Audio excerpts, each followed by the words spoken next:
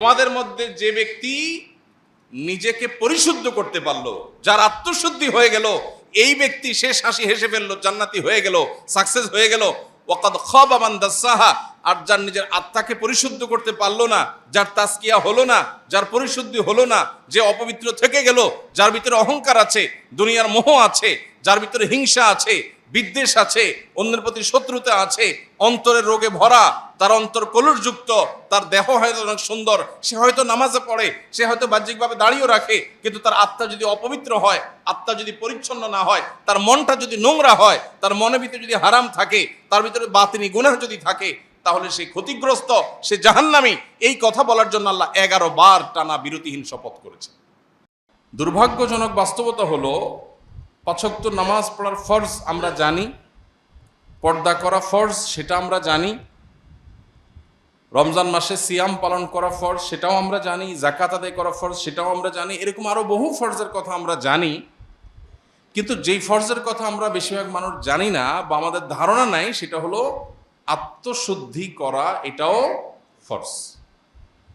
নিজেকে পরিশুদ্ধ করা, যেটাকে কোরআনের ভাষায় বলা হয় তাজকিয়া। কোরআনের ভাষায় কি বলা হয়? তাজকিয়া। আর আমরা আমাদের বাংলায় নিজের ভাষায় সেটাকে বলতে পারি আত্মশুদ্ধি, নিজেকে সংশোধন করা, নিজের ইসলাহ করা, নিজেকে পরিশুদ্ধ করা। আমরা যখন দুনিয়াতে এসেছি, মাতৃগর্ভ থেকে যখন পৃথিবীর আলো আমরা দেখেছি, আমাদেরকে আল্লাহ যে অন্তর দিয়ে পৃথিবীতে প্রেরণ করেছেন, তখন আমাদের অন্তর ছিল সকল প্রকার কলুষতা থেকে মুক্ত। আমরা যখন মাতৃগর্ভ থেকে দুনিয়ার আলোতে এসেছি, তখন আমাদের কেউ আমাদের অন্তরে কোনো অহংকার লালন করতাম না। কি বলেন, কোনো দুধের শিশু কি অহংকারী হয়? কোনো দুধের শিশু কি কারোর সাথে অহংকার করে? কারোর প্রতি শত্রুতা করে? নাই। তার মানে আমরা যখন দুনিয়াতে এসেছি, আল্লাহ তাআলা আমাদেরকে যে অন্তরটা আমাদের বডিতে দিয়ে দিয়েছেন, সে অন্তরটা ছিল ফ্রেশ, কালিমা মুক্ত, কলুষ মুক্ত। সে অন্তরে কোনো ত্রুটি ছিল না, কোনো দাগ ছিল না, একেবারে ফ্রেশ। সে অন্তরে কোনো হিংসা, বিদ্বেষ, দুনিয়ার মোহ। একটা দুধের শিশুর কি দুনিয়ার মোহ থাকে? তার বাবার থাকতে পারে, তার মায়ের থাকতে পারে, তার মধ্যে দুনিয়ার মোহ। সে মায়ের বুক থেকে একটু দুধ আহরণ করতে পারলে সে খুশি, তার আর চাহিদা নেই।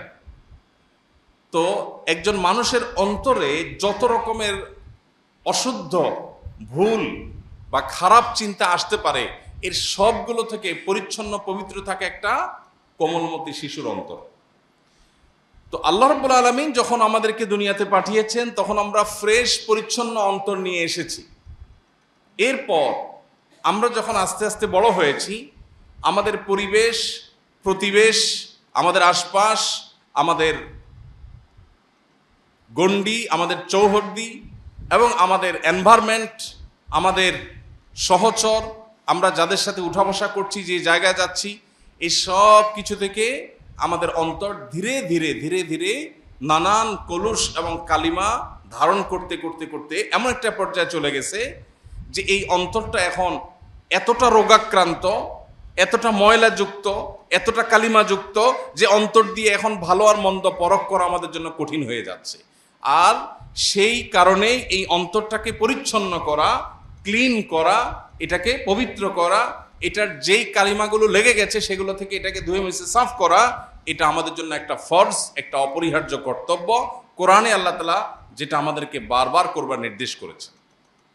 আল্লাহ রাব্বুল আলামিন আমাদের নবী করিম সাল্লাল্লাহু আলাইহি সাল্লামকে যে পাঠিয়েছেন, মৌলিকভাবে তার প্রধানত 3টি কাজের কথা আল্লাহ কোরআনে উল্লেখ করেছেন। ইব্রাহিম আলাইহিস সালাম, যিনি আমাদের স্বপ্নদ্রষ্টা ছিলেন, যিনি মুসলিম হিসাবে আমাদের নামকরণ করেছেন, যিনি আমাদের আদর্শিক পিতা, যিনি আমাদের নবী মুহাম্মদ সাল্লাল্লাহু আলাইহি সাল্লামের বংশানুক্রমিক পিতা, যিনি ইহুদিদেরও বংশানুক্রমিক পিতা, যাকে বলা হয় আবুল আম্বিয়া। তো সেই ইব্রাহিম আলাইহিস সালাম, তিনি আল্লাহর কাছে দোয়া করেছেন, রব্বানা ওয়াবআস ফীহিম রাসূলাম মিনহুম, আল্লাহ আমার বংশধরদের মধ্যে এমন একজন রাসূল আপনি পাঠান, এটা আপনার কাছে আমার আরজি, দোয়া, যিনি তাদের তার আয়াতগুলো পাঠ করে মানুষকে শোনাবে, অর্থাৎ ওহির কথা মানুষকে জানিয়ে দিবে যে এই পথে মানুষের কল্যাণ আর এই পথে মানুষের ক্ষতি, এই জিনিসটা জানিয়ে দিবে। আল্লাহর আদেশগুলো মানুষকে জানিয়ে দিবে, আদেশ নিষেধগুলো জানিয়ে দিবে, এবং মানুষকে কিতাব এবং হিকমা শিক্ষা দিবে, এবং মানুষকে পরিশুদ্ধ করবে। তিনটা কাজ। আল্লাহ রাব্বুল আলামিন ইব্রাহিম আলাইহিস সালামের দোয়া কবুল করে যখন আয়াত নাজিল করলেন, তখন আল্লাহ রাব্বুল আলামিন বলেছেন, লাকাদ মান্নাল্লাহু আলাল মুমিনিনা ইয বাআসা ফীহিম রাসূলাম মিন আনফুসিহিম ইয়াতলু আলাইহিম আয়াতি ওয়া ইউযাক্কিহিম ওয়া ইউআল্লিমুহুমুল কিতাবা ওয়াল হিকমা। এখানে ইব্রাহিম আলাইহিস সালাম যখন দোয়া করেছেন, তখন তিনি বলেছেন, আল্লাহ আমার বংশধরদের মধ্যে এমন রাসূল প্রেরণ করেন যে রাসূল আপনার আয়াত মানুষকে পাঠ করে শোনাবে, যে রাসূল মানুষকে আল্লাহর কালাম এবং হিকমত শিক্ষা দিবে, এবং যে রাসূল মানুষকে পরিশুদ্ধ করবে। এই যে মানুষ খারাপ পথে চলে যায় তাদেরকে সঠিক পথে ফিরে আনবে, আত্মশুদ্ধির কাজ করবে, সংশোধনের কাজ করবে। এখানে ইব্রাহিম আলাইহিস সালাম সিরিয়াল করতে গিয়ে 1 নম্বরে এনেছেন আল্লাহর আয়াত তেলাওয়াত করা, 2 নম্বরে এনেছেন মানুষকে কোরআন এবং সুন্নাহ বা হিকমার তালিম দেওয়া, আর 3 নম্বরে এনেছেন তাজকিয়া বা পরিশুদ্ধ করা মানুষকে। আল্লাহ তাআলা যখন ইব্রাহিম আলাইহিস সালামের দোয়া কবুল করে আয়াত নাজিল করেছেন, তখন আল্লাহ বলেছেন যে ঈমানদারদের প্রতি আল্লাহ তাআলা অনুগ্রহ করেছেন, এবং অনুগ্রহ করে আল্লাহ তাআলা ইব্রাহিম আলাইহিস সালামের দোয়া কবুল করে একজন রাসূল প্রেরণ ঠিকই করেছেন। তিনি হলেন মুহাম্মদ সাল্লাল্লাহু আলাইহি সাল্লাম, এবং তার ডিউটি কি? ইব্রাহিম আলাইহিস সালাম যে 3টা বলেছেন, আল্লাহও সেই 3টাই বলেছেন, অর্থাৎ ইব্রাহিম আলাইহিস সালাম সঠিক অ্যাড্রেস করেছেন। নবীর ডিউটি 3টা, এই 3টা ডিউটির মধ্যে সিরিয়াল ইব্রাহিম আলাইহিস সালাম তাজকিয়াকে 3 নম্বরে রেখেছেন। আল্লাহ কোরআনে যখন সেটা উল্লেখ করতে গেছেন, তখন সিরিয়ালে তাজকিয়াকে 2 নম্বরে উঠে এনেছেন। আল্লাহ বলেছেন, আয়াতটা কি? লাকাদ মান্নাল্লাহু আলাল মুমিনিনা ইয বাআসা ফীহিম রাসূলাম মিন আনফুসিহিম। এর পরের অংশ কি? ওয়া ইউযাক্কিহিম। আল্লাহ তাআলা ইব্রাহিম আলাইহিস সালামের দোয়া কবুল করে ঈমানদারদের প্রতি অনুগ্রহ করেছেন, তাদের মধ্য থেকে একজনকে রাসূল হিসেবে প্রেরণ করেছেন, তিনি মুহাম্মদ সাল্লাল্লাহু আলাইহি সাল্লাম। তার ডিউটি কি? মানুষকে কোরআন এবং সুন্নাহর আল্লাহর যে ওয়াহি সেটা পাঠ করে শোনানো, যে আল্লাহ এটা বলেছেন, এটা নিষেধ করেছেন। আর দ্বিতীয় ডিউটি হলো ওয়া ইউযাক্কিহিম, মানুষকে পরিশুদ্ধ করবে, মানুষের সংশোধনকে নিশ্চিত করবে। এটা নবী করিম সাল্লাল্লাহু আলাইহি সাল্লামের দ্বিতীয় ডিউটি। 3 নম্বরে বলেছেন কিতাব এবং সুন্নাহ, কিতাব এবং হিকমার তালিম দিবে। তাহলে এখান থেকে বোঝা যায় এই যে অ্যাপ্রোচ, ইব্রাহিম আলাইহিস সালাম নবীদের 3টা ডিউটি, নবী সাল্লাল্লাহু আলাইহি ওয়াসাল্লাম 3টা ডিউটি বলেছেন, আল্লাহও 3টা বলেছেন। ইব্রাহিম আলাইহিস সালামের সিরিয়ালে আত্মশুদ্ধিটা 3 নম্বরে ছিল, আল্লাহ যখন উল্লেখ করেছেন সেটার, তখন উল্লেখ করতে গিয়ে ওটাকে সিরিয়ালে এনেছেন কত নম্বরে? 2 নম্বরে। তার মানে উঠে এনেছেন একটা ধাপ। এখান থেকে বোঝা গেল একজন মুসলমানের কাছে বা আল্লাহর দৃষ্টিতে নিজেকে পরিশুদ্ধ করার গুরুত্ব অপরিসীম। ভাইরা আমার, কোরআনে কারিমে আল্লাহ তাআলা বিভিন্ন জায়গায় শপথ করেছেন, আপনারা জানেন। আল্লাহ অনেক জায়গায় শপথ করে অনেক কথা বলেছেন না? শপথ মানুষ কেন করে, বা আমরা শপথ করি কেন? অবিশ্বাস্য কথাকে বিশ্বাসযোগ্য করবার জন্য, তাই না? যে আমি এমন একটা কথা বলছি আপনার বিশ্বাস করতে কষ্ট হবে, সেজন্য আমি বলছি আল্লাহর কসম, আমার যে কথাটা আপনার বিশ্বাস করতে কষ্ট হবে সেটা বিশ্বাসযোগ্য করে তুলবার জন্যই আমরা কি করি? শপথ করি। আল্লাহ সুবহানাহু ওয়া তাআলা তার কোনো কথায় সন্দেহ করবার সুযোগ নেই। মানুষের কথা সন্দেহ হতে পারে, সে অপশন আছে, কিন্তু আল্লাহর কথার মধ্যে সন্দেহ করার অপশনই নাই। তিনি মহাসত্য, তার উপরে সত্য নাই। যেই আল্লাহর উপর কোনো সত্য নাই, সে আল্লাহ আবার কোরআনে শপথ করে কেন কথা বলতে হবে? আল্লাহর কি কথা বলার সময় শপথ করার দরকার আছে? নাই। ভাইরা আমার, যেই আল্লাহর শপথ করার দরকার নাই, তার সব কথাই বিশ্বাসযোগ্য, বরং বিশ্বাস করতে আমরা বাধ্য, সেই আল্লাহ আবার শপথ করেছেন কেন? আমাদেরকে বোঝাবার জন্য যে এই কথাটা খুব ইম্পর্টেন্ট।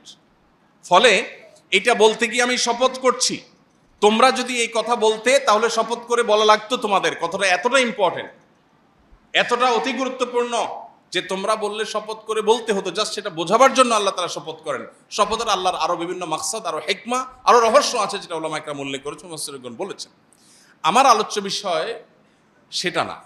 আলোচ্য বিষয় হলো আল্লাহ যত শপথ করেছেন, কোথাও একবার শপথ করে একটা কথা বলেছেন, কোথাও দুইবার শপথ করে একটা কথা বলেছেন। পুরো কোরআন জুড়ে বিভিন্ন জায়গায় এরকম শপথ আছে। কোথাও তিনবার শপথ করে একটা কথা বলেছেন, যেমন আল্লাহ রাব্বুল আলামিন বলেছেন ওয়াল আসর ইন্নাল ইনসানা লাফি খুসর। আমরা সবাই জানি এটা ছোট সূরা। আসরের শপথ, আসর মানে যুগ, যুগের শপথ, হ্যাঁ, যে মানুষ ক্ষতির মধ্যে আছে। তবে যারা ঈমান আনলো, নেকামল করলো, ভালো কাজের কথা মানুষকে বললো এবং ধৈর্য ধারণ করলো, এরা কিয়ামতের সাকসেস হবে, আর বাকি সব মানুষ লুজার হবে। এই কথাটা বলতে গিয়ে আল্লাহ আসরের শপথ করেছেন। এখানে একবার শপথ আল্লাহ করেছেন, তাই না? এরকম কোরআনে বিভিন্ন শপথ আছে। আমরা যে বিষয়ে আলোচনা করছি আজ, অর্থাৎ আত্মশুদ্ধি করার গুরুত্ব, নিজেকে পরিশুদ্ধ করার গুরুত্ব এবং আত্মশুদ্ধি করা যে একটা ফরজ, যে ফরজ সম্পর্কে আমাদের অনেকের ধারণা নাই, এই বিষয়ে কথা বলতে গিয়ে, এটার গুরুত্ব বর্ণনা করতে গিয়ে আল্লাহ তাআলা কোরআনে কারিমে 60টি আয়াতে, অনেক মুফাসসিরদের মতে 7 বার, তবে বিশুদ্ধ মত অনুযায়ী 11 বার আল্লাহ শপথ করেছেন। কয়বার? 11 বার। আপনি একটু চিন্তা করুন তো, আপনি কোনো কথা বলতে গিয়ে যদি আমাকে বলেন আল্লাহর কসম, আল্লাহর কসম, আল্লাহর কসম, এটা কি এনাফ না, যথেষ্ট না? কিন্তু আপনি যদি আমাকে 11 বার শপথ করেন, তাহলে আমার ধারণা কি হবে যে কথাটা এত গুরুত্বপূর্ণ, মানে এর চেয়ে গুরুত্বপূর্ণ কোনো কথা থাকতে পারে না। পুরো কোরআনে কোথাও এত বেশি সংখ্যক বার শপথ করে আল্লাহ কোনো কথা বলেন নাই। পুরো কোরআনে একটা কথা বলবার জন্য আল্লাহ 11 বার টানা শপথ করেছেন, বিরতিহীন শপথ করেছেন। সূরাতুশ শামসের মধ্যে আল্লাহ কি শপথ করেছেন? ওয়াশ-শামসি ওয়া দুহাহা, সূর্যের শপথ। দেখেন আল্লাহ বড় বড় সৃষ্টিগুলোর শপথ করে। যদিও এখানে আরেকটা মাসআলা বলে রাখতে হয় প্রসঙ্গত, কোনো মুসলমানের জন্য আল্লাহ ছাড়া আর কারোর নামে শপথ করা জায়েজ নাই। নবীজি সাল্লাল্লাহু আলাইহি সাল্লাম বলেছেন, মান আরাদা আন ইয়াহলিফা ফালইয়াহলিফ বিল্লাহি আও লিয়াসমুত। কেউ যদি শপথ করতে চায় সে আল্লাহর নামে শপথ করবে, আর না হলে সে চুপ থাকবে, আর কারোর নামে শপথ করতে পারবে না। অতএব আমরা এই যে বাপের কিরা, মায়ের কিরা, ক্যাশ ছুঁয়ে বলছি, গাড়ির স্টিয়ারিং হুইল ছুঁয়ে বলছি, বাচ্চার মাথা ছুঁয়ে বলছি, মাটি ছুঁয়ে বলছি, ঠ্যাং ছুঁয়ে বলছি, এইসব নাটক যা আমরা করি এগুলো সবই শরিয়ার লঙ্ঘন, নবী সাল্লাল্লাহু আলাইহি সাল্লামের পরিষ্কার হাদিসের লঙ্ঘন। এটা এক প্রকারের শিরক। এই শিরকের ফলে ঈমান চলে যাবে না, এটা শিরকে আসগর, ছোট শিরক, কিন্তু এটা এক প্রকার শিরক। এই জন্য আল্লাহ ছাড়া কারোর নামে শপথ করা জায়েজ নাই। শপথ হবে সব কার নামে? আল্লাহর নাম। এখন আল্লাহ রাব্বুল আলামিন তিনি নিজেও তার জাতের শপথ করেছেন। আল্লাহ রাব্বুল আলামিন কোরআনে কারিমে কোথাও কোথাও তার এরকম বৃহৎ বড় বড় সৃষ্টিগুলোর নামেও শপথ করেছেন, বরং বেশিরভাগ শপথ সেরকম। এই যে আল্লাহর বড় বড় সৃষ্টির নামে শপথ করেছেন, এটা হলো ওই সৃষ্টির গুরুত্ব বোঝাবার জন্য, আবার আমাদেরকে শপথকৃত বিষয়ের গুরুত্ব বোঝাবার জন্য। তো আল্লাহ বলছেন ওয়াশ-শামসি ওয়া দুহাহা, সূর্যের শপথ এবং সূর্যের যে কিরণ সেটার শপথ। ওয়াল কামারি ইযা তালাহা, চন্দ্রের শপথ আল্লাহ করেছেন। এভাবে দিনের শপথ করেছেন, রাতের শপথ করেছেন। ওয়াল আরদি ইযা তাহাহা, ভূমণ্ডলের শপথ করেছেন। ওয়াস সামাই ওয়া মা বানাহা, নবমণ্ডল এবং সেখানে যা কিছু আছে সেগুলোর শপথ করেছেন। এরকম এতগুলো বিষয়ে শপথ করে আল্লাহ বলছেন কদ আফলাহা মান যাক্কাহা। এতবার শপথ করে তোমাদেরকে বলছি বান্দারা শুনো, তোমাদের মধ্যে যে ব্যক্তি নিজেকে পরিশুদ্ধ করতে পারলো, যার আত্মশুদ্ধি হয়ে গেল, এই ব্যক্তি শেষ হাসি হেসে ফেললো, জান্নাতি হয়ে গেল, সাকসেস হয়ে গেল।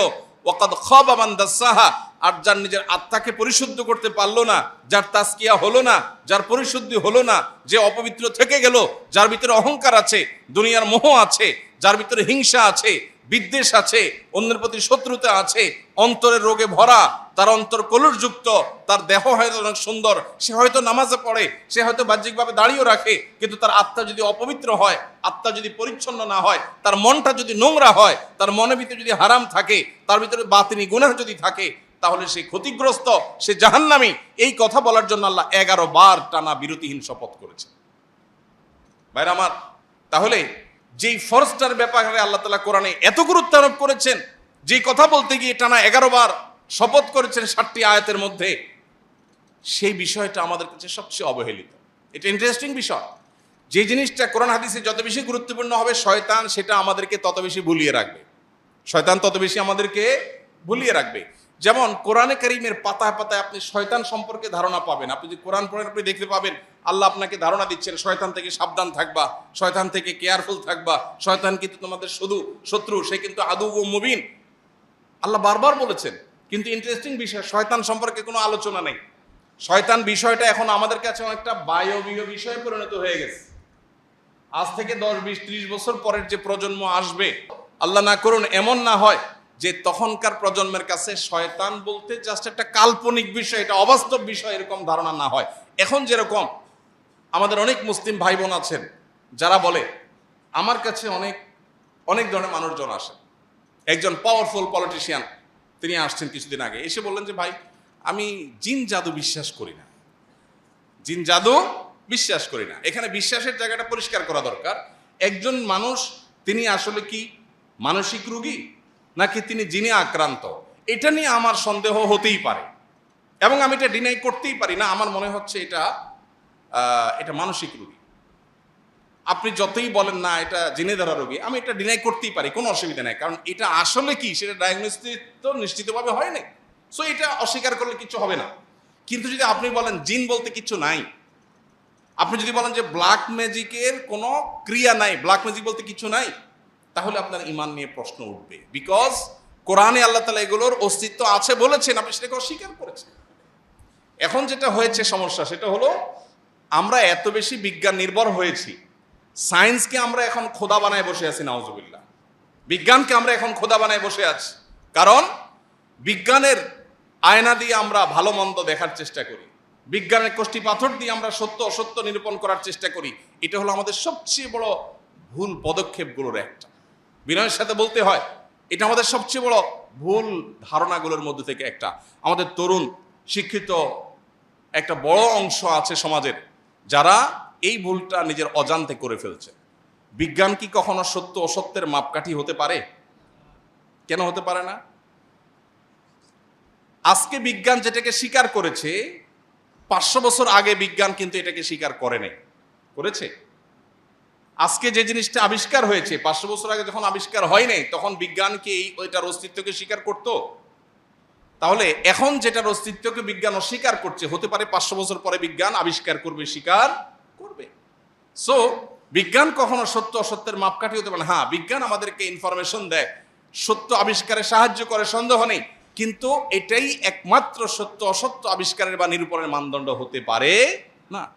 মানুষ, আল্লাহ রাব্বুল আলামিন যে মানুষকে অন্তর দিয়ে পাঠিয়েছেন, এই অন্তরকে পরিশুদ্ধ করবার গুরুত্ব এটা আল্লাহ তাআলা এত বেশি দিয়েছেন যে এটা করতে গিয়ে আল্লাহ তাআলা এতবার শপথ করে তারপর বলেছেন যে ব্যক্তি পরিশুদ্ধ করবে সে জান্নাতে যাবে, আর যে নিজেকে পরিশুদ্ধ করতে পারবে না সে জাহান্নামে যাবে। আল্লাহ রাব্বুল আলামিন আত্মশুদ্ধি বা নিজেকে সংশোধন করবার গুরুত্ব বুঝাতে গিয়ে কোরআন কারিমে আরেকটা আয়াতে আল্লাহ তাআলা বলেছেন, ইয়াউমা লা ইয়ানফা'ু মালুন ওয়ালা বানুন ইল্লা মান আতাল্লাহা বিকলবিন সালিম। আল্লাহ বলেছেন কিয়ামতের দিন মানুষের কোনো সম্পদ অথবা মানুষের সন্তান সন্ততি, কার কত সন্তান, কার কত বংশধর, কার সন্তানরা কত শিক্ষিত, কত এডুকেটেড, কে কত রত্নগর্ভা মা, কে কত গর্বিত পিতা, এগুলোর কোনো কিচ্ছু আখেরাতে কোনো কাজে আসবে না। এই যে আমরা এখন ভাবসাব নেই, আমার 2 ছেলে কানাডা পড়ে, একটা আমেরিকা থাকে, আরেকটা লন্ডন থাকে, আরেকটা থাকলে লন্ডন যাইতো, আরেকটা থাকলে আরেক দেশে যাইত, এরকম ভাবসাব আছে না সমাজে? প্রচুর পরিমাণ আছে। সন্তান নিজের কাছে নাই, সন্তান আরেক দেশে থাকে, কত বড় কষ্টের কথা, কত বড় দুঃখের কথা। আরেকজনের সন্তান হয়তো একটা ছোট কাজ করে, কিন্তু সকাল বিকাল সন্তানের মুখটা দেখে, কত শান্তি। কিন্তু দুর্ভাগ্য আমাদের, এমন এক পৃথিবী আমরা পেয়েছি যে পৃথিবীতে গর্ব করার বিষয়গুলো অনেক ক্ষেত্রে বেশ হাস্যকর হয়ে যায়। তো যাই হোক, এই যে সন্তান নিয়ে গর্ব বা সম্পদ নিয়ে গর্ব করি, আল্লাহ বলছেন ইয়াউমা লা ইয়ানফা'ু মালুন ওয়ালা বানুন, তোমার সন্তানের গর্ব কিংবা তোমার অমুক অ্যাসেট আছে, তমুক অ্যাসেট আছে, এটাও আমার, ওইটাও আমার, এটা আমি কামাই করেছি, সেটা আমি করেছি। মানুষ গল্প দিতে শেষ। আজকাল যত মানুষ পাবেন, গল্প দেয়া মানুষ ছাড়া মানুষ পাওয়া খুব ডিফিকাল্ট হয়ে গেছে, খুবই টাফ। যাকেই পাবেন বসলে দেখবেন গল্প শুরু হয়ে গেছে। কি হয়েছে ভাই, এখানে আমার একটা ফ্ল্যাট আছে আর কি, এই দোকানটা আল্লাহ দিছে আর কি ভাই, আমার কিছু না, আল্লাহ দিছে। এটা আমি দেখভাল করি আর কি ভাই, মালিক না, আমি নিজের মালিক বলি না। মানে ভাবসাব জাহিরেরও একটা মুনশিয়ানা আছে, মানে অহংকারেরও বেশ দারুণ ক্রিয়েটিভ উপায় আছে। এই বাড়িটা আমি দেখভাল করি আরে ভাই, আমি দারোয়ান আর কি ভাই, মালিক তো আল্লাহ আসলে। আহা, কত বিনয়, সুবহানাল্লাহ। কেন আপনার ইনফরমেশনটা না জানলে আমার কি ক্ষতি হইতো? আপনি আমাকে ইনফরমেশনটা দিয়ে কি উপকার করলেন? আপনি এই বাড়ির মালিকটা না জানলে আমার কি সমস্যা হইতো? কিন্তু যার কাছেই যাবেন, বসবেন, 5 মিনিট সুযোগ পাইলে আর কিছু না পারলে বলবে অমুক এমপি সাহেব আমার তালতো ভাইয়ের খালাতো ভাইয়ের দোস্ত। মানে কিছু একটা তাকে বলতে হবে।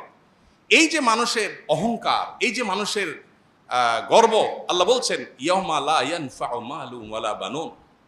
সম্পদ পাহাড় নিয়ে যেতে পারো, সম্পদের পাহাড় কিংবা সন্তান, গর্ব করার মতো সন্তানের বিশাল বহর নিয়ে যেতে পারো, কিয়ামতের দিন এগুলো কোনোটা গল্প তোমার মুখ দিয়ে আসবে না। কারণ এগুলো সবগুলো তোমার মনে হবে, পরিষ্কার হবে, এগুলো কোনোটা তোমার কাজে আসবে না। একটা জিনিস কাজে আসবে, কি? ইল্লা মান আতাল্লাহা বিকলবিন সালিম। কেউ যদি আল্লাহর কাছে এমন একটা মন, এমন একটা অন্তর নিয়ে হাজির হতে পারে যে অন্তরটা পবিত্র। সালিমের অর্থ পবিত্র অবশ্য না, সালিম মানে সুস্থ। সালিম মানে কি? সুস্থ। যে অন্তরটা সেফ, নিরাপদ, সুস্থ, স্বাভাবিক, যে অন্তরের ভিতরে দুনিয়ার মোহ নাই, হিংসা নাই, বিদ্বেষ নাই, খারাপ কিচ্ছু নাই, অন্তরটা ফ্রেশ, এই ব্যক্তির এই অন্তরটা কিয়ামতের দিন কাজে আসবে। এজন্য ভাই, নিজেকে পরিশুদ্ধ করবার গুরুত্ব আমাদের বুঝতে হবে।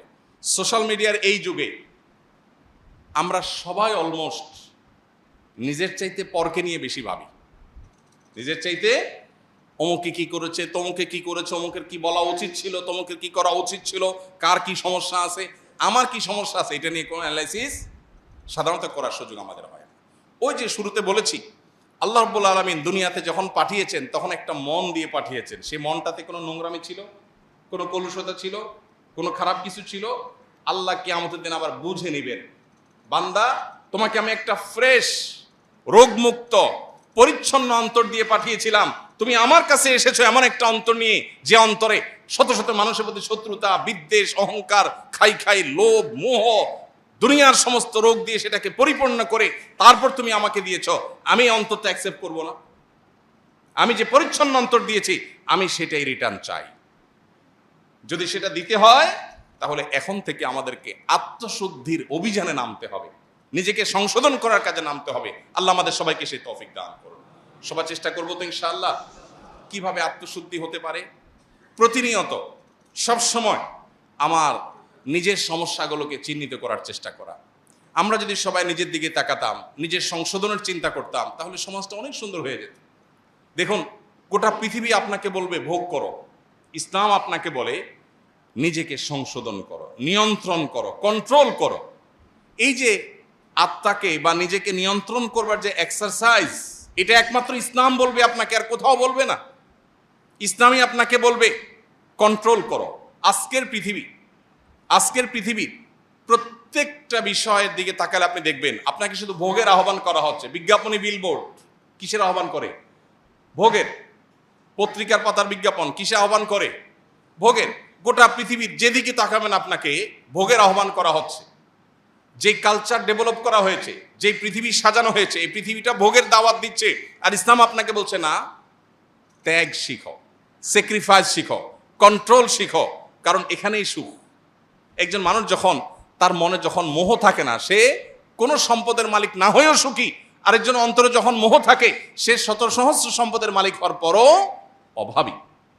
এই জন্য ভাইরা, নিজের আত্মাকে পরিশুদ্ধ করবার জন্য আমাদের অনেকগুলো স্টেপ অবলম্বন করতে হবে, অনেকগুলো পদক্ষেপ নিতে হবে।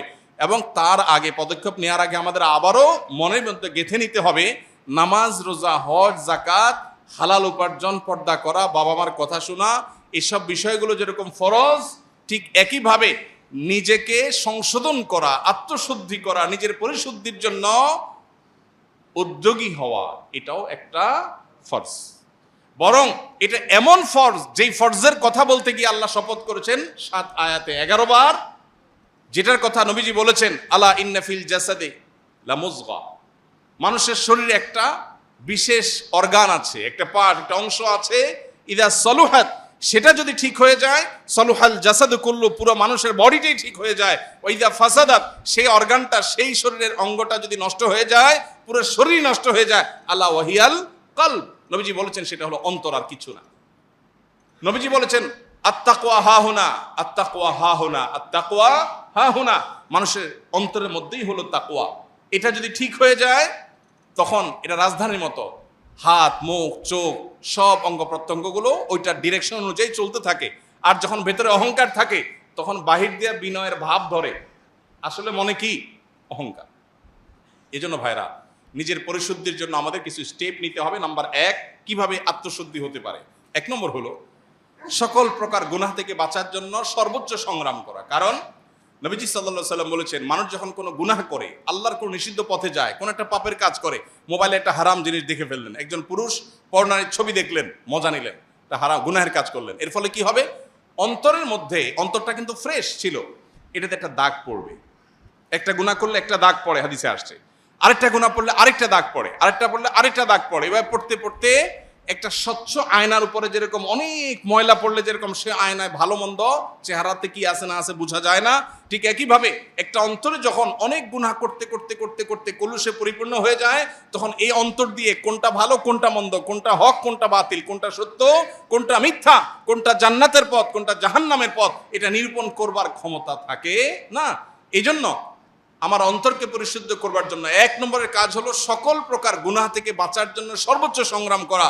এরপরে যদি গুনাহ হয়ে যায়, ওই যে অন্তরে গুনাহ হয়ে গেছে মানে দাগ পড়ে গেছে, এই দাগ রিমুভ করার জন্য উপায় আছে। গ্লাস পরিষ্কারের জন্য যেরকম গ্লাস ক্লিনার আছে, ঠিক একইভাবে অন্তর পরিষ্কারের জন্য কল্ব ক্লিনার আছে। সেই ক্লিনারের নাম হলো তওবা। সেটার নাম কি? তওবা। বান্দা যখন তওবা করে, আত্তাইবু মিনাজ যামবি কামাল্লা যামবালা, তার অন্তরে যে দাগ পড়ে যায়, ভালো করে তওবা করতে পারলে সেই দাগ মুছে যায়। তাহলে আমাদের নিজেদের পরিশুদ্ধ করার জন্য 1 নম্বর স্টেপ হলো কি? গুনাহ থেকে বাঁচার জন্য সংগ্রাম করা। অনেক নফল নামাজ দরকার নাই, অনেক নফল দানও দরকার নাই, অনেক তাসবিহ না হলেও চলবে, অনেক তেলাওয়াত না হলেও চলবে, কিন্তু যেটা না হলে চলবে না সেটা হলো কি? আমার দ্বারা কোনো গুনাহ হবে না। আমি চোখের গুনাহ, মুখ দিয়া সকাল থেকে রাত পর্যন্ত কত গীবত বেহুদা কথা বলছি, এগুলো সবগুলো গুনাহ। যেগুলো কোরআন হাদিসে নিষেধ করা হচ্ছে সেগুলো করাই হলো কি? গুনাহ। অতএব সেগুলো থেকে বেঁচে থাকার চেষ্টা কর। যদি কোনোটা হয়ে গেছে আমি টের পাই, এই কথাটা তো বলা ঠিক হয়নি, আমার অন্যায় হয়ে গেছে, দেরি না করে সাথে সাথে রিমুভার দিয়ে সেটাকে রিমুভ করা, অর্থাৎ তওবা করা যে আল্লাহ আমি অন্যায় করেছি, আর করবো না, এটাই রিমুভার।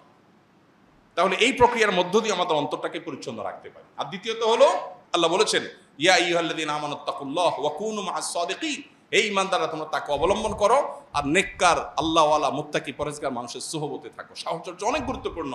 পরিবেশ, নেককারদের পরিবেশ কিন্তু মানুষকে নেককার করে, বদকারদের পরিবেশ মানুষকে বদকার করে। এই জন্য সাহচর্য এবং সোহবত মানুষকে যত দ্রুত পরিবর্তন করে, অন্য কোনো কিছু এত দ্রুত পরিবর্তন করে না। এক বস্তা ভালো আলুর মধ্যে একটা পচা আলু রেখে দিবেন, ওই পচা আলুর সোহবতে থেকে থেকে আশপাশের সবগুলো পচতে থাকবে, পুরো বস্তা পচে শেষ হয়ে যাবে। এই জন্য ভালো মানুষ, ভালো পরিবেশ, যে মানুষগুলোর অন্তরে দুনিয়ার মোহ নাই, আল্লাহওয়ালা, দুনিয়ার খাই নাই, তার সাথে চললে আপনার মধ্যে মানসিকতা আসবে। বিনয়ী মানুষের সাথে চললে আপনার মধ্যে বিনয় আসবে। সোহবতের জন্য আল্লাহওয়ালা মুত্তাকি মানুষ, নেককার মানুষদের সাহচর্য অবলম্বন করা, এটা 2 নম্বর করণীয়। 3 নম্বর করণীয়, আল্লাহর কাছে চোখের পানি ফেলে দোয়া করা। নবী সাল্লাল্লাহু আলাইহি ওয়াসাল্লাম আল্লাহর কাছে দোয়া করতেন। কি দোয়া করতেন? আল্লাহুম্মা আতি নাফসি তাকওয়াহা ওয়া যাক্কিহা ওয়া আনতা খায়রু মান যাক্কাহা। বহু আমরা যে টপিকে আলোচনা করছি, এই টপিকেই দোয়া। হে আল্লাহ, আমার অন্তরকে আপনি পবিত্র করে দিন, এটার পরিশুদ্ধ করে দিন, নোংরামি থেকে, কলুষতা থেকে আপনি পরিচ্ছন্ন রাখুন। আল্লাহর কাছে এই দোয়াটা সকাল সন্ধ্যা নবীজি নিবেদন করতেন, নিয়মিত আমাদের নিবেদন করতে হবে। অতএব ত্রিমুখী প্রচেষ্টা, গুনাহ থেকে বাঁচা, গুনাহ হয়ে গেলে তওবা করা, এবং নেককারদের সাহচর্য সোহবত, আর আল্লাহর কাছে চোখের পানি ফেলে দোয়া করা। আল্লাহ আমাদের সবাইকে পরিশুদ্ধ অন্তর নিয়ে আল্লাহর সাথে সাক্ষাতের তৌফিক দান করুন। আমাদেরকে আল্লাহ তাআলা কলবে সালিম নিয়ে আল্লাহর সামনে হাজির হওয়ার তৌফিক দান করুন। রোগাক্রান্ত অন্তরকে আল্লাহ তাআলা রোগমুক্ত করার উদ্যোগ গ্রহণ করার তৌফিক দান করুন। শয়তান আমাদেরকে অনেক কিছুই থেকে ভুলিয়ে রেখেছে। সবচেয়ে ইম্পর্টেন্ট বিষয়, আমার শরীরের সবচেয়ে বড় অর্গান, সবচেয়ে গুরুত্বপূর্ণ অংশ, আমার অন্তর নিয়ে মনোযোগ দেওয়ার, ফোকাস দেওয়ার সুযোগ আমার হয় নাই, কারণ শয়তান আমাকে ভুলিয়ে রেখেছে। বিদায় আজ থেকে সেদিকে মনোযোগ দেই। আমার সমস্যাগুলো কি আমি লিখে ফেলি, যে আমার ভিতরে কি কি রোগ আছে, কি কি বদরোগ আছে, আমি খাই খাই করি, লোভ করি, অহংকার করি, মানুষকে ছোট করি, তাচ্ছিল্য করি, কি কি রোগ আছে লিখে ফেলি এবং সেগুলো একটা একটা করে রিমুভ করার জন্য প্ল্যান প্রোগ্রাম করি। আল্লাহ রাব্বুল আলামিন আমাদের সবাইকে